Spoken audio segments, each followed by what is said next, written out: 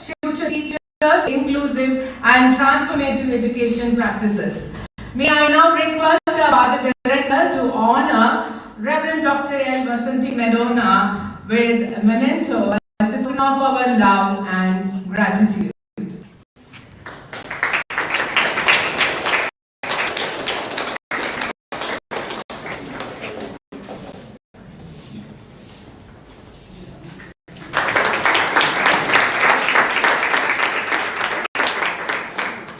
May I now introduce Mr. Amalarasu, CEO of TKR Group of Companies, TKR International, to an industry leader driving innovation and excellence in the manufacturing sector. May I now, okay.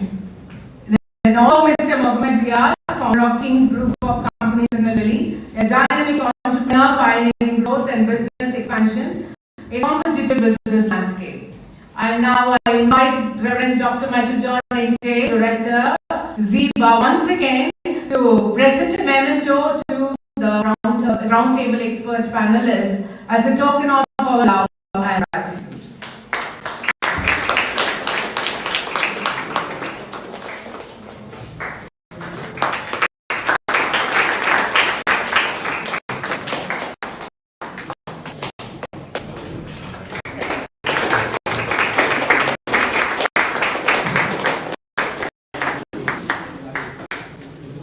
Together, we'll engage in a thought-provoking exchange, shedding light on harnessing agility, digital innovation, and corporate transformation in the contemporary business environment. Let us immerse ourselves in this insightful where ideas converge to create future leaders. Let the confabulation begins. Now, let me start with Reverend Dr. Vasanthi Medona. And sister, you being the leader of one of the most promising institutions in Tirunelveli, South Tamil Nadu. And what is the challenge you face as a leader in this digital era when it comes to education department, institution as well?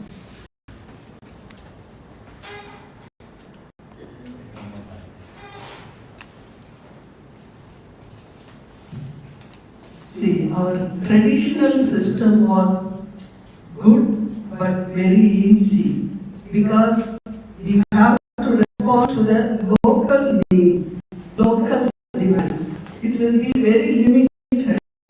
Now the demand is a global demand. Whatever we need, whether it's administration, whether it is with regard to our teaching, learning aspects, or with regard to your student mentoring or progression, your infrastructure, everything has to respond to the needs of global needs. Because the students, they are not the local, they are internationally connected. And also the issues, the challenges with regard to students, our parents, our administrative government, it's not how to say, like earlier days. Now it is, everything is instant for me, you need to be. So I was just coming to here, I got the information, within 2 minutes you have to respond to the government. It's a spreadsheet. Now spreadsheet, I suppose you need. So they put it in the mail, so you have one. All the institution in Tamil Nadu will know what is your the very moment. That was not the case earlier. So now you have to respond immediately. And it should be a response. If you don't respond earlier, it was only you were the official. Now not like that. Your name goes, your parent goes, the institutional credibility goes, everything goes now. So everybody have to be very alert to that. Thank you, sister. And having the administrative department with additional employees, how are they keeping themselves skilled and making them par with this digital knowledge, sister? Yeah. Now we are in an artificial intelligence era. So our staff members, our employees, all the faculty members, they are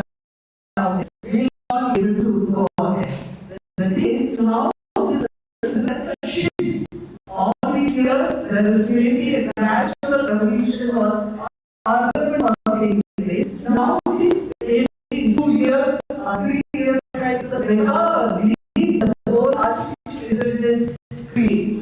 So all our professors need to be equipped. So we equip them. Constant faculty development programs are taking place to update them to fix the needs. Even a student, she comes with a year, she may not be able to read English fully, but she comes with a letter with high English. How with ChatGPT. So, but she may not even understand the meaning of the letter. That's the way the students are going ahead. So the professors also must know how to respond to the students' needs. So now we are facing the Gen Z generation. So the conventional leaders, unconventional teachers must be able to face the Gen Z.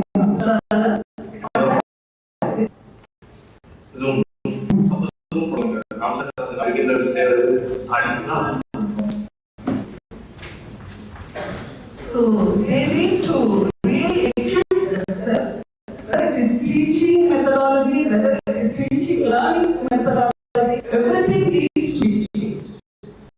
Thanks, sister. And now I would have a question to Mr. Kamal. And you being the king of manufacturing industries and touring, and how you as a leader and everything is being digitalized and everything is put. How as a leader, how you are making the things secure, the data secure. So how it is not a challenge for you to keep all the data of your company and logistics secure. How are you managing it, sir? Thank you. And thank you to all the students who are being this morning. And just to take a few minutes on cyber security, that's the exact thing that we want. Our data is going in the cloud. So, our data will be in your risks. Your data will be in your the logistics profile, your sales profile, your customers, all the data is going to be in the cloud. The question is whether it will be secure. It could be, there's a lot of privacy there, it could be more from that, somebody else might have access to it. All these data are there. So we need to cover our tracks with some cyber security measures. We're pretty, if you're doing, you have no other cases where it is off, and there is 3 or 4 levels of entry. So nobody will be able to break through that. One of the major things of today's technology with regard to leadership will be your cyber problems. You are educated on a traditional platform. Whatever you are going to do, you are going to do only the cloud, or maybe in blockchain, or maybe artificial intelligence. All these security levels. Here, we have security levels, we have borders, we have boundaries, we have wireless, we have other things. You have levels of security in your office, like only certain people access your messages, and your email, all these level of things. Whereas when you go into the cloud, it is open. It is open. If there is a hacker, he will be able to access all your data.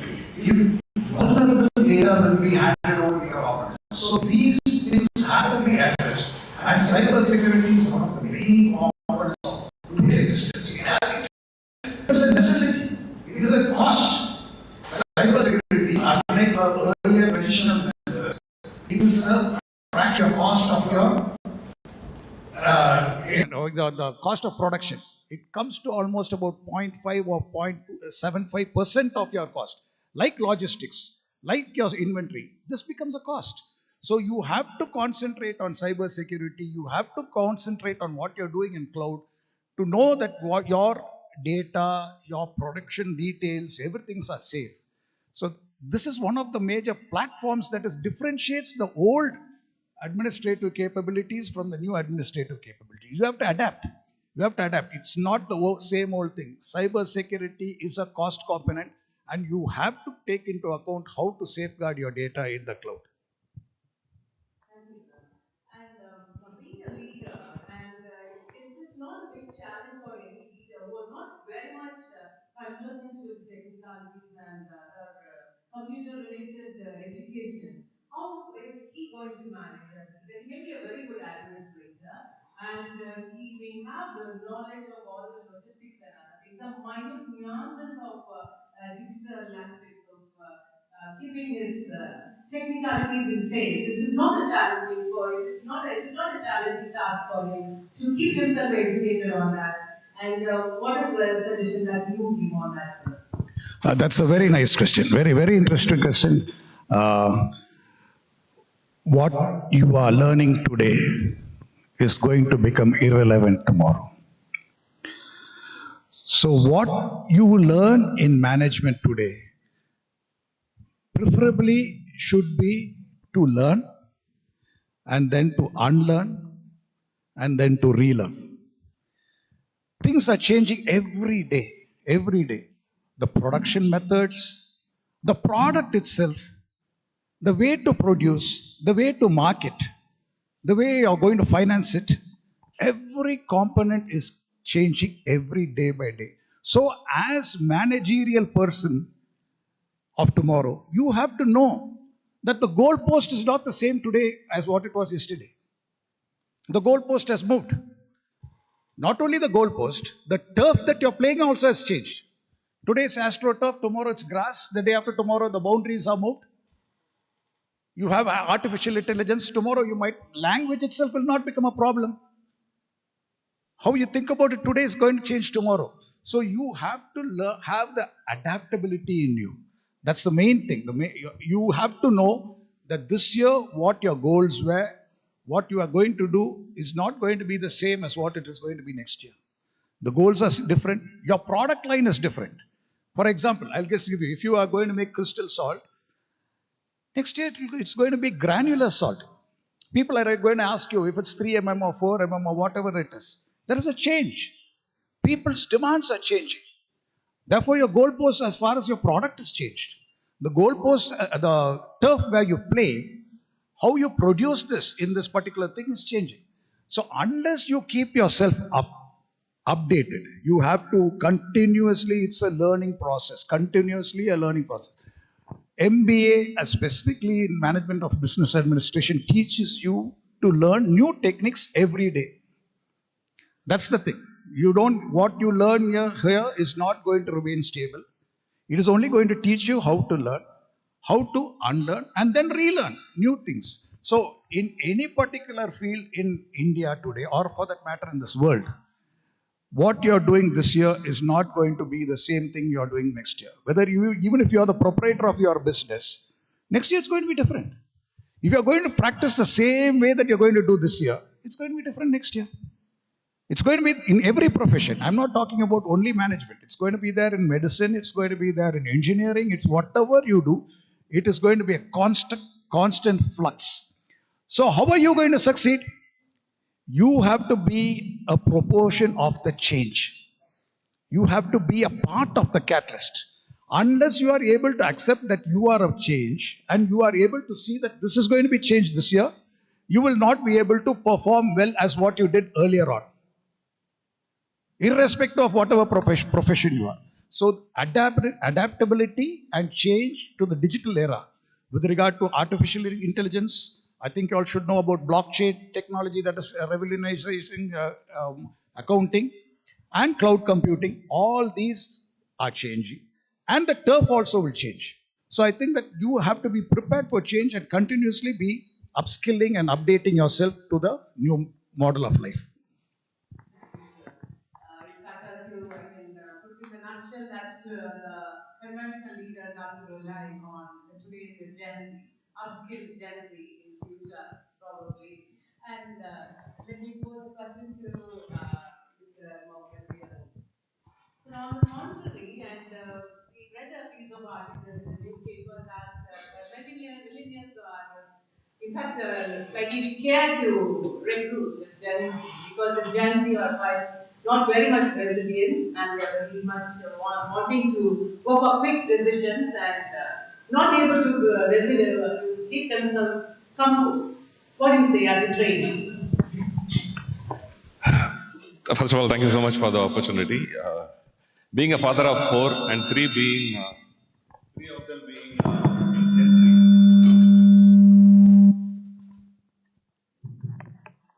being a father of four and three are in the Gen Z and one is in Gen Alpha. He's 10 years old, and I think the way he actually thinks, the way he actually communicates with me and his mother are totally different from the way the other three actually communicate. So the challenges that the millennials face in employing Gen Z. Even I have read a lot of articles in the HBR and McKinsey and all those things where check. I think that is better. That's echoing a lot, right? Another hall set of audience there. Oh, all right. Yeah, the volume can be reduced. So, as I was reading these articles in the HBR and as well as the McKinsey, right, regarding employing how well we can employ the Gen Z, what are the challenges that when we face by employing the Gen Z, right? Uh, See, I always see it as a two-sided sword, right? So a sword has to be only one-sided. If it is a two-sided sword, then it is danger for both the players. So Mr. Thuru spoke about the adaptability, right? So the adaptability is not only for the employee, the one who is employed. It is also for the employer nowadays. Because as I can see, though a lot of people are getting graduated every year, year on year, but still there is a scarce for people to employ. For example, there are if you guys are ready for a job from the Gen Z, that is one thing. The other thing is, as Madam rightly pointed out, right? They especially this generation, as I already told you, I'm a father of three, and they expect results pretty much soon than putting the efforts consistently. So I don't know how many of you understood on this, right? So we need to be a little bit uh, uh, we call it as a delayed gratification. That is what we have to be pretty much sure about, right? So we cannot expect the results on the table. The results may happen 3 months from now, 6 months from now, or maybe 3 years from now. But doing our job on the present day, doing what is it in place for me to do on the present day is pretty much essential.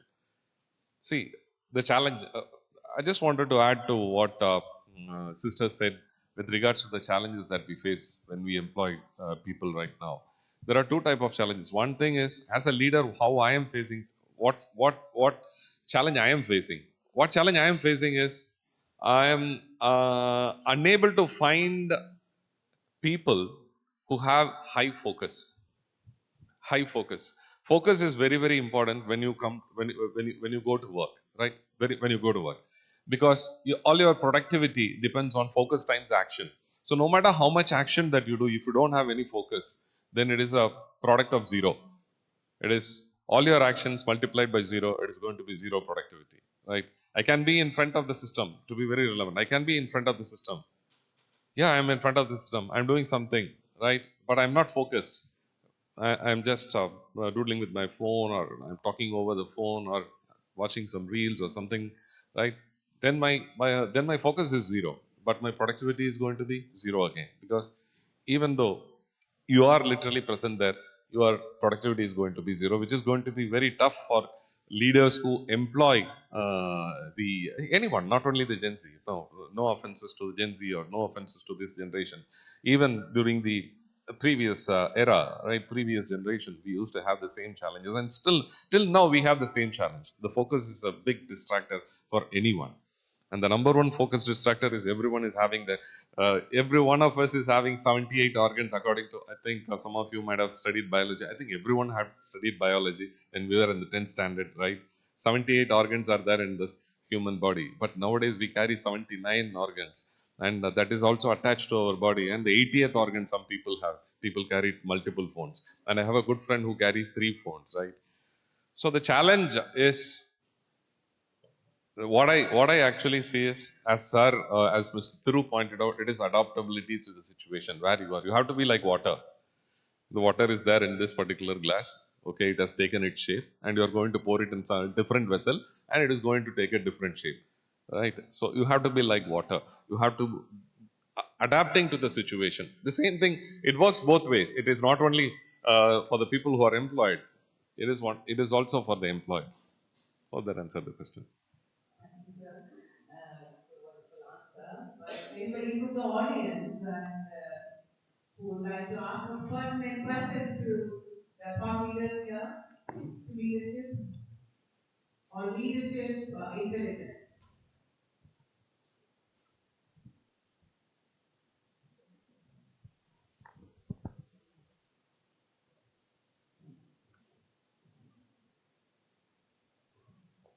And the part director is here.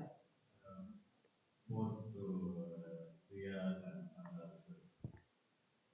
Today, the market, of course, whatever you have shared is beautiful and aware of it. How do you think this present generation, equip themselves? What area do you specifically, want them to focus on and train on that area and come out with equipped from the education institution so that they are able to face the challenges, particularly they are resilient in the marketplace. What do you think? Do you think they need technical skills or they need soft skills? If so, what do you think is going to dominate? Shall I go first, sir? Yeah. It's a good thing that Father asked this question, because I think a week ago I interviewed three MBA grads. They are going to pass out pretty much soon, and they belong to a very reputed institution in Tirunelveli. Three MBA grads, I interviewed them, and the area where they have to improve is their soft skills, the communication skills, the way they communicate, the English. As Madam said, today's ChatGPT is available. Of course, yes. That is like when you are drafting a letter or drafting an email. That is when you have the time, right? But in an interview, you cannot like, sir, you have the question. Please wait, sir. I'll type the question, and you cannot answer like that. So in an interview, it is actually you don't have any time. You will have no time to respond. So improve your communication skills. See, the national language of India is English. The national, I don't want to go on a debate, right? The national language of India, the official language of India is English. You go to the High Court, in what language the advocate is actually practicing? In what language we are getting all those orders, summons, the judgments, and everything? English. So the official language for India is English.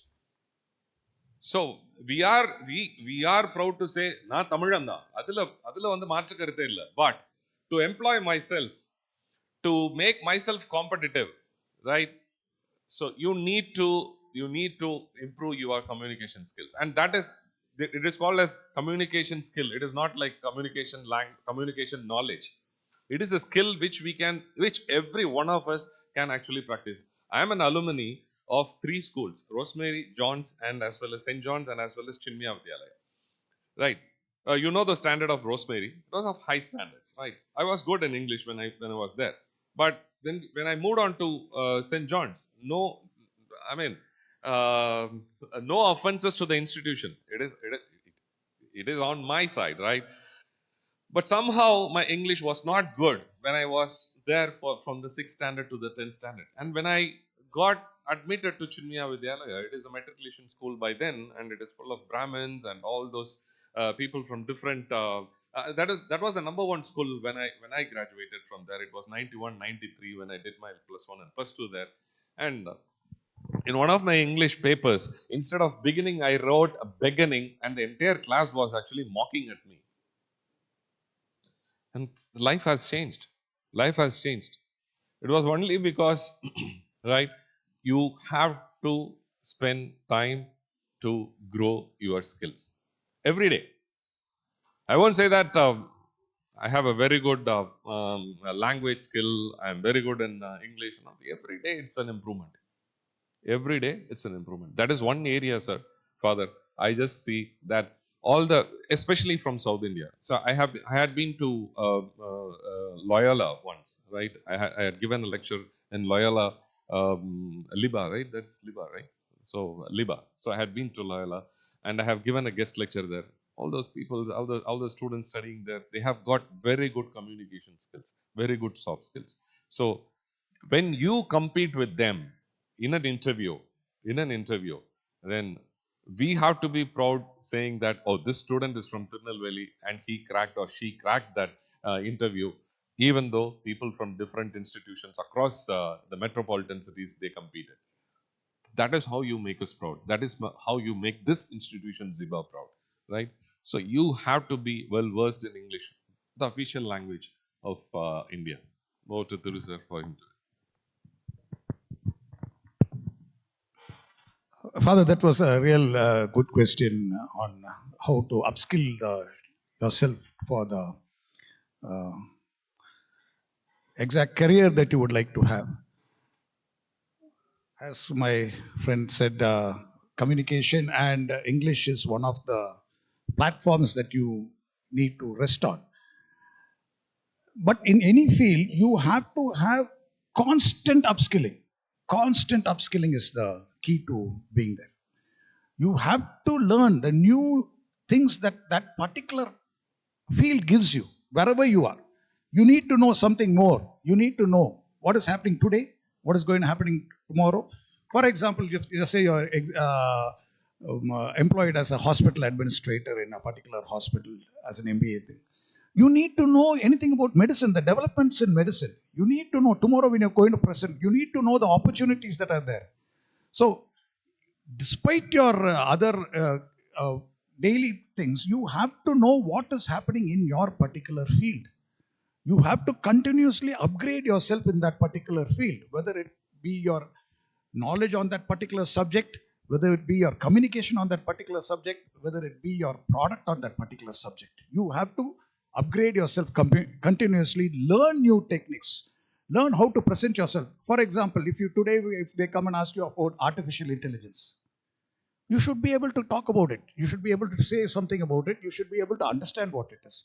If I ask you about blockchain, at least the core things about blockchain you should know. Because these are what is going to be the new trending methods. The new trends have to be absorbed on a daily basis. That is what I think Father was saying. You have to upgrade yourself and upskill yourself constantly. It's a constant learning process. And your network is very important. I'm telling you that. Let me tell you, as good as the institution is, your alumni network is equally important. The alumni network allows you to keep growing, allows you to keep networking, allows you to know what new things in the thing. So all these things happen to be a part of your career. The biggest thing that you all have is that you all are alumni of this very good institution, and you have come through the same cradle that so many others have gone through. So they are all there as mentors. All your seniors will be your mentors if you are in that alumni network. This is what is happening in Loyola. The seniors become mentors to the juniors. So in that connectivity, you have to always be ready to adapt, change, learn, and grow. That's the major thing that you have to always never stay in a same state. Like my friend was saying, the shape of this water has taken this thing. You have to continuously learn to change the shape. You have to adapt. You have to change. You have to grow. You have to learn new things. That is what is going to keep you in the same place, or rather grow in that particular career. Thank you.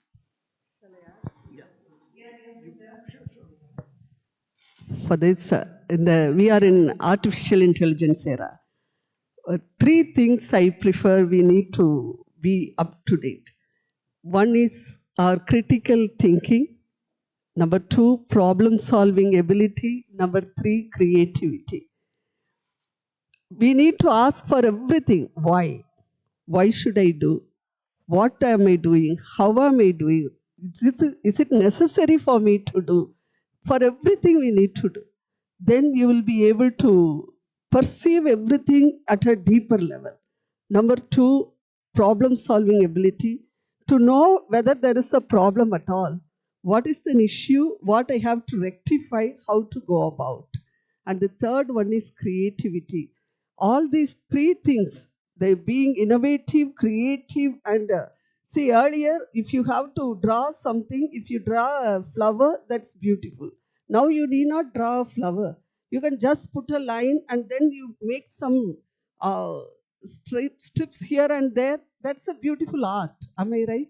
That's a recent art, we call it. So everything you must have some creativity. Even if you are a product manager or you are producing maybe Gopal Palpadi. Earlier, it was only at the local level. Now it is an international level. So you must know the packing should be different, the product should be different. So these three things, if you have, certainly you will excel. That's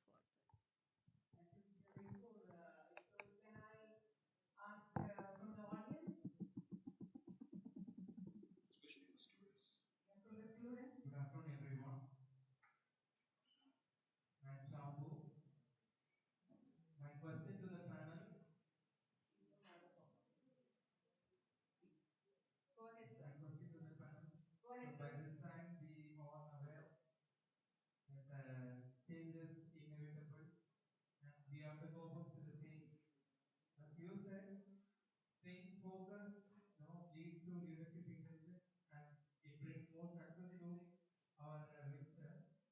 And my question: most of us here are youngsters, and some of us are accompanying youngsters to achieve their goals. How to stay focused in a world filled with distractions?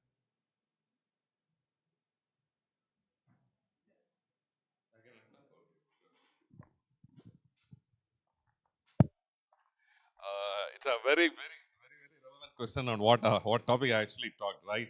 So, how to stay focused? Unless you have a vision in your life, you cannot remain focused. You have to be future oriented.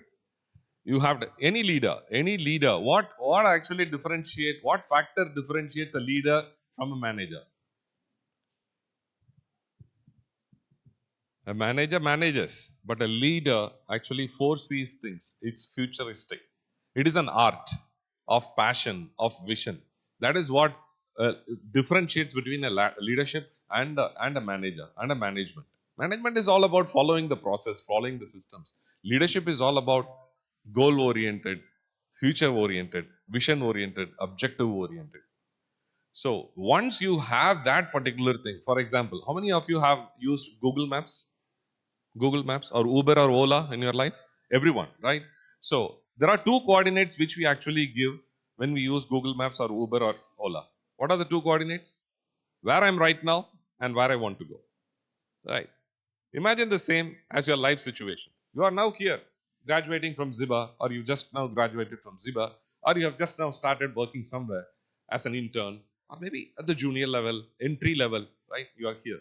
And you want to go somewhere, for example, say you want to become a CEO or a CFO, or CXO, CTO, CMO of a company. Okay, that is going to be your vision. No matter what path that you take, imagine the Google Map or Uber or Ola. If I take a wrong direction, if I take a left instead of a right, what will it do? It will reroute me to the correct route. How will it know that I have taken the wrong path? If I have not given the destination, if I am not a visionary, then I won't know where I am going. If I don't know where I want to go, any road will take me there. Correct? That's a proverb. If I don't have a vision, if I don't know where to go, then any road will me take that. So we need to be damn sure we are future oriented vision. That, for example, famous people like Simon Sinek, author of the book Start with Why, they say this, right? Your life need to have a purpose. Always start with a why. For example, if you ask me what is my why, and for the same why I am here today, the reason for me coming late, I don't come late to meetings at all. I don't. I'm either 5 minutes early I go by the line of the Forbes, right? If you are on time, you are late. If you are late, it is unacceptable. So I need to be 5 minutes early. The reason is my daughter got admitted in the hospital, and I have to discharge her and make it to the home, leave her there, and then come here. That is why I took the time. So you need to as a leader, right? You need to follow these things. You have to be vision centric. You have to be future centric, so that any if even if you detour somewhere, maybe when you are in the 30s or maybe in the 40s, you still know where you want to go and you will start. So the purpose is very, very important. You need to know why you are here. You need to know why you have pursued your MBA, why you have taken HR and marketing, or why you have taken the finance, or why you have taken the international business, and pursue your why. You need to have know your why. When you know your why, your focus will be on that. See, in this world will definitely distract you. A bing, a ding will definitely distract you, and your co-workers will distract you, and in a few years from now you'll have your family. It will distract you. But when you are focused, when you have that goal, when you have that destination in mind, you will always come back to that zero level, and then start fresh, like. So that is how you bring focus. Not I'm not a productivity machine. I'm not a robo, right? சுவிட்சை போட்ட உடனே வந்து எல்லா வேலையும் வந்து தன்னால பண்றதுக்கு. I'm a man. I have emotions, I have feelings. I want to spend time with my family, with my friends. Jolly இருக்கணும். Everything is there. But in spite of that, okay, the reason why I'm here, I told you, no, the reason why I'm here is because I want to help at least 1 lakh people when I am in the earth. I want to help at least 1 lakh people achieve their dreams through process, profit, and productivity. That is my dream, and that is why I'm here. I'm living my why, right? Similarly, that will bring you the focus. Hope that answered the question. Over to Mr. Thiru.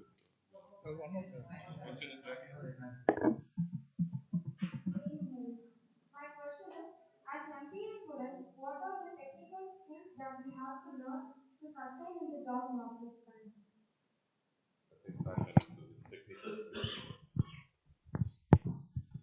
Very good question. Please sit down.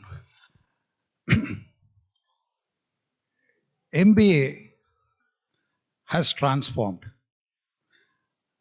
And as students of MBA, you all should know that you all are going to be in charge of managing something where management itself is going to be a change.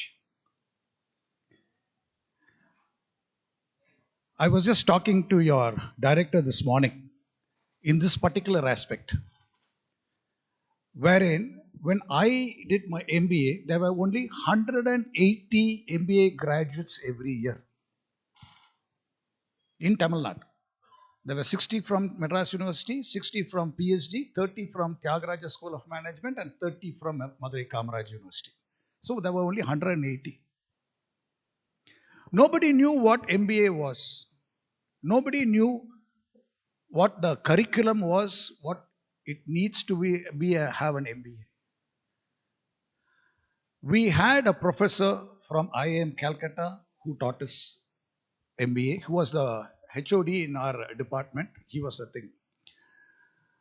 The core purpose of MBA at that time, for those 2 years, was to learn to adapt, was to learn, was to learn new things every day. The subject matter was given a what to do. You understand? So if you are expected to be if you are expected to be a manager, you are expected to face a crisis every day. And the crisis is not going to be the same tomorrow. Expect a crisis, expect change. What you're going to do, rote learning is not going to help you at all. Your common sense, your application of mind, your ability to communicate, your ability to interpersonal effectiveness, all these are very, very important. These are the core values that you must build. Rote learning is not really good for MBA. It is only for the other subjects you need it. What you need in MBA is to Learn how to handle a situation when it is different. It's going to be different. You're the manager. There's going to be a crisis today. There is going to be a strike. Or there's going to be an accident. There's going to be something. You have to fight with the government department. You have to fight with the bureaucracy. You have to make them see things your way. Or you have to blend in that particular type of situation to take advantage of it and grow. So an MBA person needs to have three major things that I would say that you have to equip yourself. One is your interpersonal skills. These are very important. The world is surrounded by a lot of people. And let me ask you, what percentage of people are good? Can I get an answer to that? What percentage of people are good? As an MBA graduate, I'm asking you. You're all doing MBA. What percentage of people are good? Have a guess. One more. 100. One more. One more.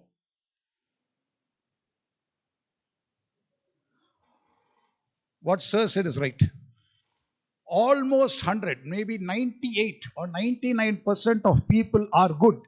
You must realize that. Only then you will be able to function. People are basically good. Except when circumstances drive them to do something else, they are basically good. So unless you learn to trust and treat as equals or your peers, even those subordinate to you, you need to treat them as your equal. Only then you will succeed as a manager. So you need to have interpersonal skills, communication skills, and effective performance skills. These are the three skills you have to identify with. The rote learning will be a part of it, part of the system. These core values that if you develop, the person who's sitting next to you is equal to you. He's like your brother. Learn to accept that.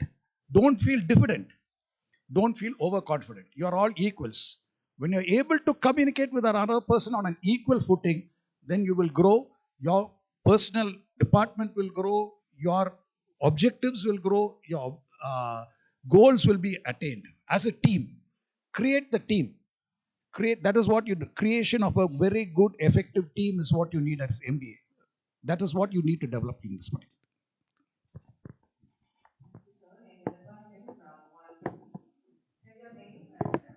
Good afternoon, everyone. My name is Chandra. Everyone was talking about adaptability and to be adaptable.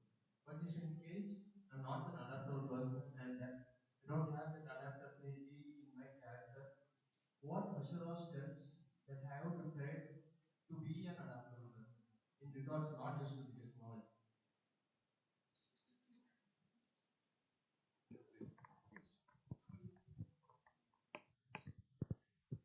See, whether whether we like it or not, all are adaptable. Otherwise, we cannot exist. The child who goes to from the childhood, the child enters the schooling. She cries. She refuses to go to school. But gradually, this child gets used to the institution, right? So, in the same way, any institution or any organization, you become adaptable whether you like it or not when you enter. But as Sir said, if you have a focus in life, certainly our mindset, our attitudes, our aptitudes, everything it goes. Basically, I would say the attitude. Attitude makes a lot of difference in our lives. If my attitude is towards proactively or positive, then I will be able to go through anything, any difficulties for that matter. Then adaptability becomes very easy for me. If I am I am determined not to adapt myself also. If my attitude is positive, then I will go through that event. No, whatever problems that comes. Adaptability is I am not adaptable. That itself should be removed from us. Yeah, that I am a person, I always propagate for positive thinking, positive approach, proactive life, and things like that. So, whatever you think, you become. What you think, you are the person. Even the future for that matter. Abraham Lincoln is a boy who was standing next to the father who was mending his shoe. He said, "One day I will be inside in this White House," no, and he became. So that is the way our life should be. So adaptability is it's a skill, it's a ability. You will be able to do it only when you have that I can, I will be. So think positively, you will be able to do anything in life.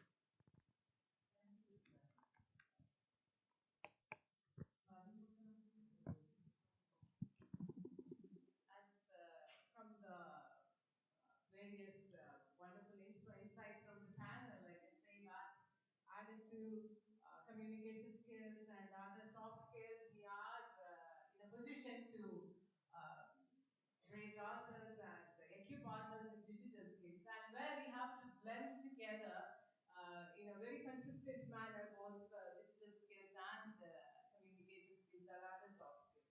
And that is the challenge that each of us need to have, and also the leaders have in this present generation. So I thank the esteemed panelists for gracing the Thought Leaders Roundtable session with your valuable insights. And the thought leaders have come all the way in spite of their busy schedule. They are here in our hotels to share their wonderful wise insights on leadership intelligence. And we deeply appreciate your time, wisdom, and commitment to sharing your expertise with us. Your contributions have left a lasting experience and lasting impact in our conference. On behalf of Father Director, Ziba, and other students who have participated in this conference, I thank the panelists for being here with us to give us your rich insights to us. Thank you once again.